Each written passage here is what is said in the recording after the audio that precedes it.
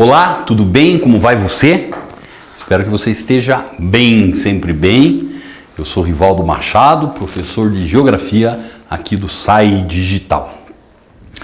A gente vem aí nesses nossos últimos encontros conversando sobre algumas características da demografia, muitas vezes sendo mais específico em características da população brasileira em si.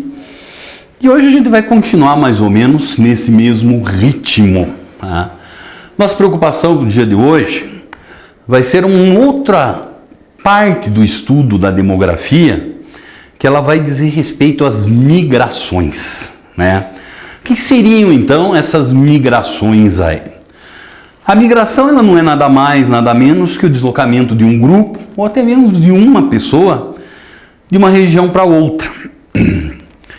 Mas é claro que as migrações elas têm que, por assim dizer, ou para serem classificadas enquanto tais, fazer o quê?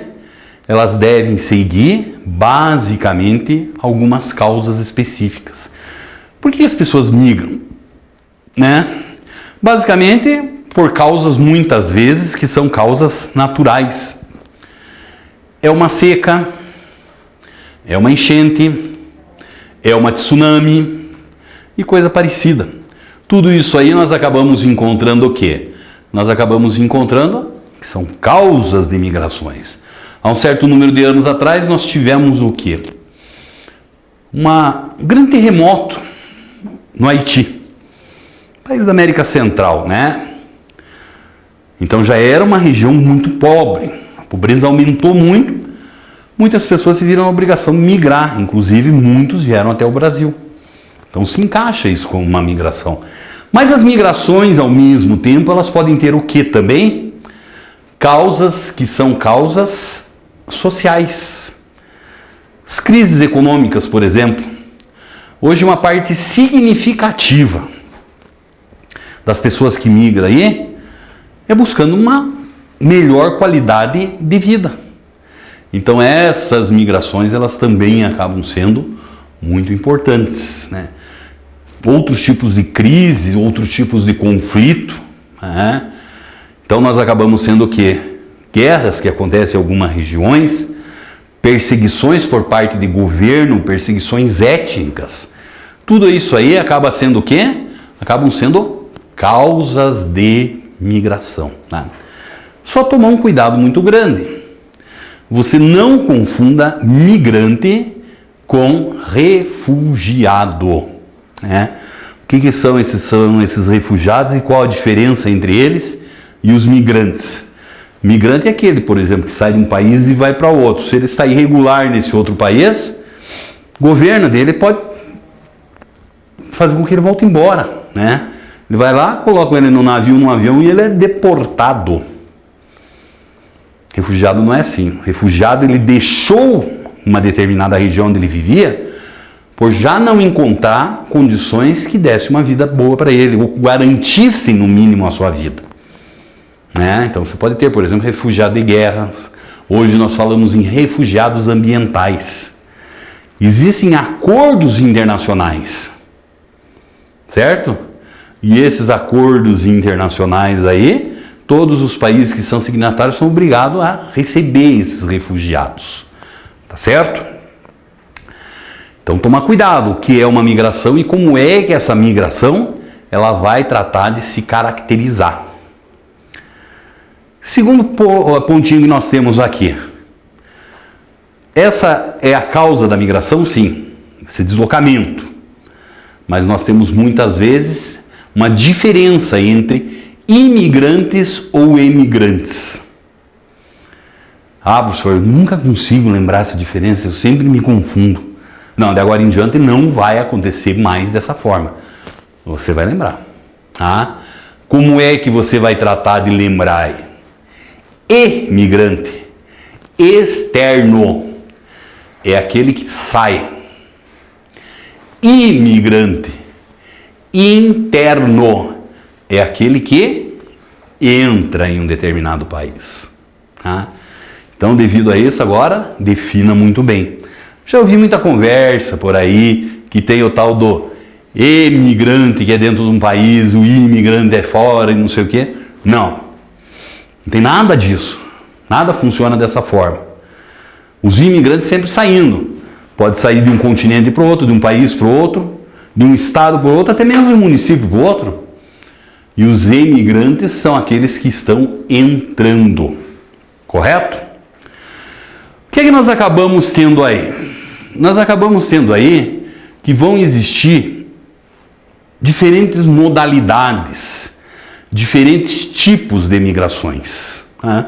Talvez aquelas migrações que são as mais conhecidas são as migrações internacionais. Só lembrar o seguinte, que é possível demarcar no tempo mudanças significativas das grandes migrações internacionais. Uma grande migração internacional que aconteceu, talvez não seja foi a maior da história até aquele momento, foi justamente a dos europeus. Com as grandes navegações, eles saíram da Europa, migraram para os outros continentes e basicamente colonizaram parte significativa do planeta, certo? O que é que nós acabamos encontrando? Esse movimento de saída da Europa vai mais ou menos aí até o final da Segunda Guerra Mundial. Com o final dessa Segunda Guerra Mundial, a gente percebe que as grandes migrações internacionais, elas parecem que mudaram de sentido. O que eu estou querendo te dizer aí? Estou dizendo assim, que hoje cada vez mais os migrantes estão saindo dos países mais ao sul, dos continentes mais pobres, e buscando aquelas economias que são as economias mais ricas e desenvolvidas. Tudo bem? Então você vê, por exemplo, latinos querem ir para o continente americano, querem ir para a Europa, querem ir para o Japão, mesma coisa acontece com parte asiáticos, parte de africanos, e nesse pacotão todo a gente vê essas migrações internacionais acontecendo. Tá? Tem outro tipo de migração também que é muito presente na história. Você vai estudar a Revolução Industrial, está lá, o êxodo rural. Aquelas pessoas que saem do campo em direção às cidades. Né? Qual é a razão que leva essa saída? Primeiro, a mecanização do campo. A substituição do trabalho humano por máquinas. Um trator trabalha, sei lá, por 10, 20, 30 pessoas. O fazendeiro foi lá e comprou o trator, não tem emprego essas pessoas. A alternativa para a vida delas é muitas vezes para a cidade. Um outro processo que é chamado de latifundização. O fim da pequena propriedade, a diminuição no número da pequena propriedade e o crescimento significativo das grandes propriedades rurais. Isso também vai ser uma outra característica, que é uma característica muito importante, né? A pequena propriedade, ela segura o homem no campo, enquanto o latifúndio mecaniza e manda embora o grande proprietário. E hoje se fala muito de uma migração que é muito praticada aí, que ela é uma migração conhecida como o quê? Migração pendular ou migração diária, dá na mesma. É aquele tipo de migração que vai acontecer entre quem? Entre os municípios que formam uma região metropolitana, uma metrópole ou coisa parecida. Geralmente nesses municípios você tem uma cidade principal, né? Ali o que acaba acontecendo? Tem os melhores empregos, tem os melhores serviços, tem toda uma estrutura urbana que é melhor das melhores. E o que acaba acontecendo? Só que viver ali é muito caro. Preço dos imóveis, preço dos aluguéis e assim por diante. Então essas pessoas, elas acabam fazendo o quê? Elas trabalham durante o dia ali onde tem os maiores empregos, os melhores empregos. E elas vão morar nas periferias, em outros municípios ao redor dessa metrópole, vamos pensar assim. E o que essas pessoas fazem, um exército gigantesco, dia após dia? Elas vão e voltam, né? Como se fosse mesmo um pêndulo. Ida e volta aí, isso aí vai acontecendo. Correto? Então essa é uma migração que nós temos aí, que ela é uma migração nova, não tão nova assim também, mas também muito importante, né? E assim vamos nós lá com uma diversidade grande de outros tipos de migração. Se você quiser dar uma olhadinha com um pouquinho mais de calma, você pode voltar justamente lá na playlist do canal do SAI no YouTube, e lá você encontra as aulas anteriores a respeito de população, e com toda a certeza do mundo você vai encontrar lá a aula que vai falar de migrações e você tira mais algumas dúvidas a respeito de outros tipos de migração aí. Tudo bem? Agora então nós vamos aproveitar aqui e nós vamos dar uma olhada em alguns exercícios que eu separei aí para você. O primeiro exercício que nós temos é justamente esse aqui, ó. A migração pode ser definida como migração, a entrada de imigrantes em um determinado país, a saída de imigrantes de um determinado país para outro, o deslocamento populacional pelo território de um país, D. As políticas públicas de controle de natalidade implantadas pelo governo para controlar o crescimento populacional, e E. Qualquer deslocamento espacial realizado por uma pessoa ou por parte de uma população. Então, foi isso que eu chamei a sua atenção. O que é que nós temos aí? Que a migração ela consiste justamente nessa ideia, no deslocamento de um grupo de pessoas, no deslocamento até mesmo de uma pessoa só, ela já pode ser considerada um migrante aí também. Tudo bem? Tudo legal? Então tá bom. Seguindo lá, ó, segunda questãozinha que nós temos aqui. O que eu tenho lá?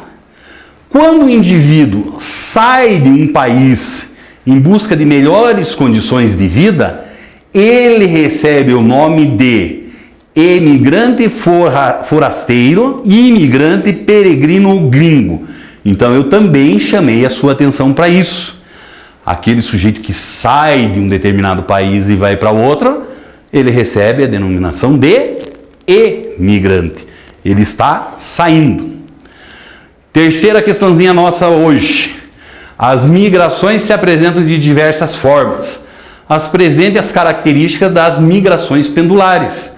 São aquelas que acontecem diariamente entre uma cidade de uma região metropolitana.